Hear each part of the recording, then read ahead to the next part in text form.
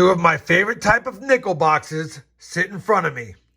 Hopefully, today's the day, and this is the episode that we find that elusive 1950D key date nickel.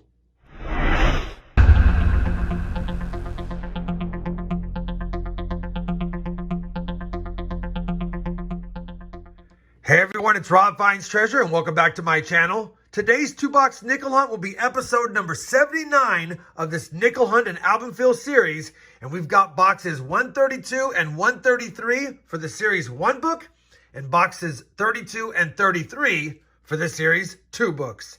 Now in the last nickel hunt and album fill episode, we were able to slot 2 more nickels in the second series books, which now only leaves 5 more nickels to find. I took a quick peek and I was surprised we still don't have that 1958P, of course not the 50D. We're missing the 42D non-silver, the 42P silver, and the 39S. Obviously, there are several other nickels we'd like to upgrade, so in the event we don't have any additions, it would be nice to get some upgraders for either of the books. That being said, the mission has been for quite a while now to find the 50D, so I'm hoping that these type of boxes, which historically for me have done well, will have some key dates, semi-key dates, buffalo nickels, war nickels, and of course, that 50D we so desperately need. Now, I've already popped the tops of both boxes, and they do look promising. They are circulated nickels, and I did notice we have quite a few of the older Jefferson designs in both, so I'm thinking we might have some good boxes here, but of course you never know until you get to looking what's on the inside, because the outside is just a small glimpse of what could be found, although we won't know what we're going to find until we find it.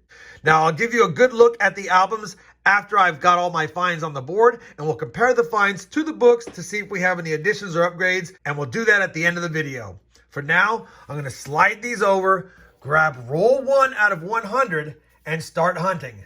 You guys know what's next. As soon as I have a find, we'll bring you back in. Roll number 6 is going to yield our first Jefferson nickel from the 40s, and it is a 1940 Philadelphia. We also got a 56D and a 58D so far. Roll number 21 will give us our second nickel from the 40s, and it's a 1947 Denver.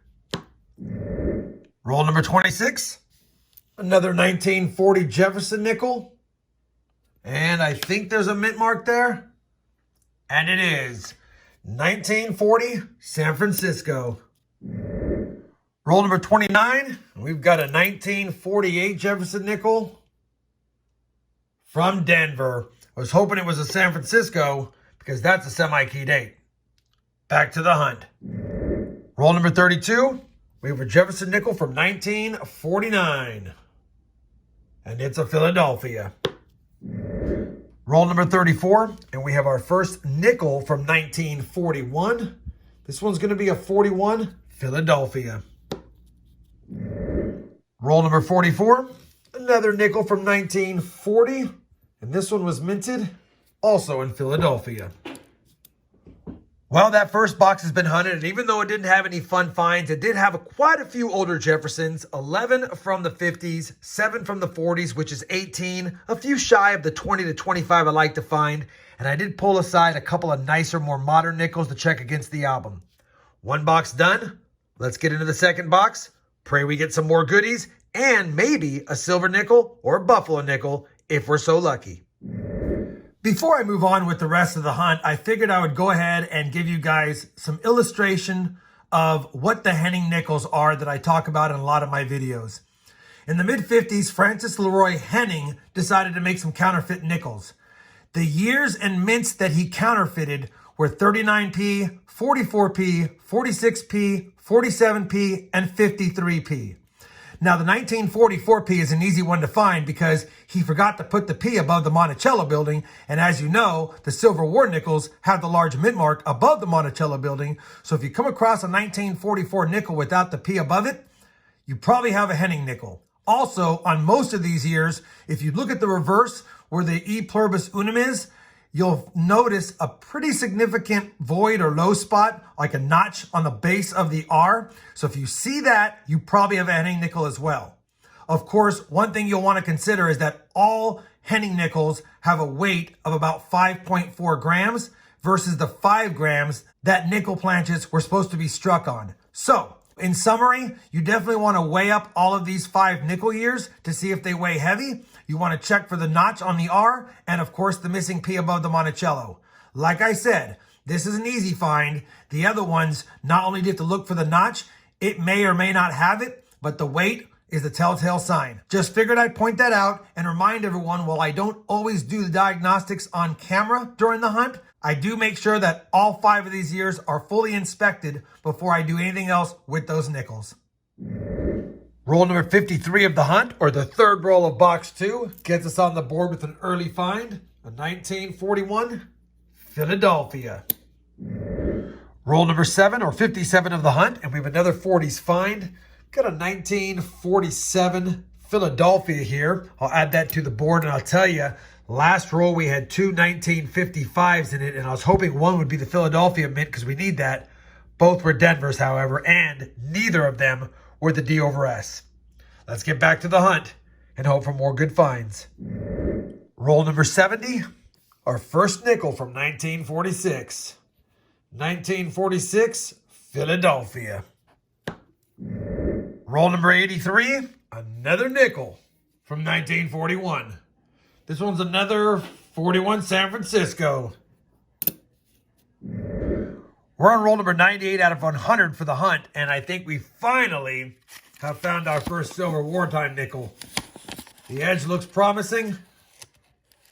The obverse looks promising, and it is 1945 Philadelphia. We finally got something of quality in the hunt, because right now it's been a busy box with lots of 40s and 50s, but our first Silver War nickel towards the end.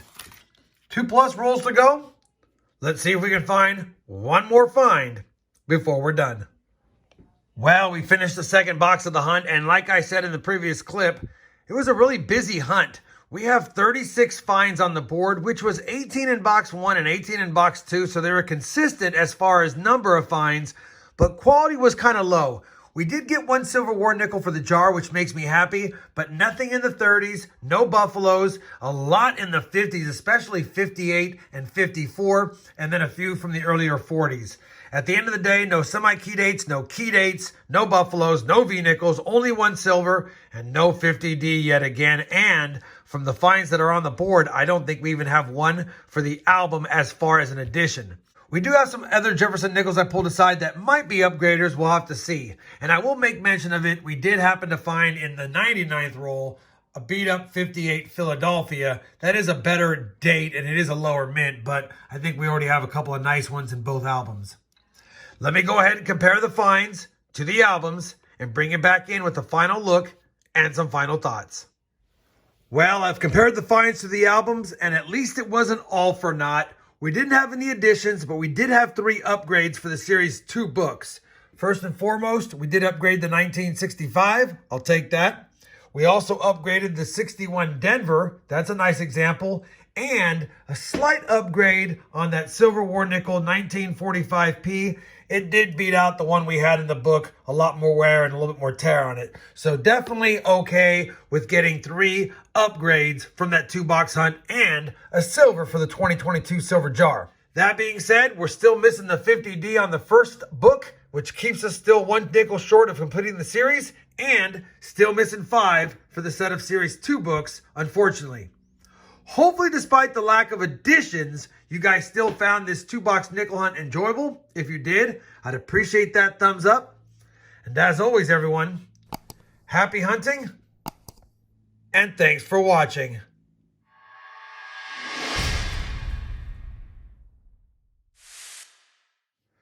Another piece of silver for the 2022 silver jar.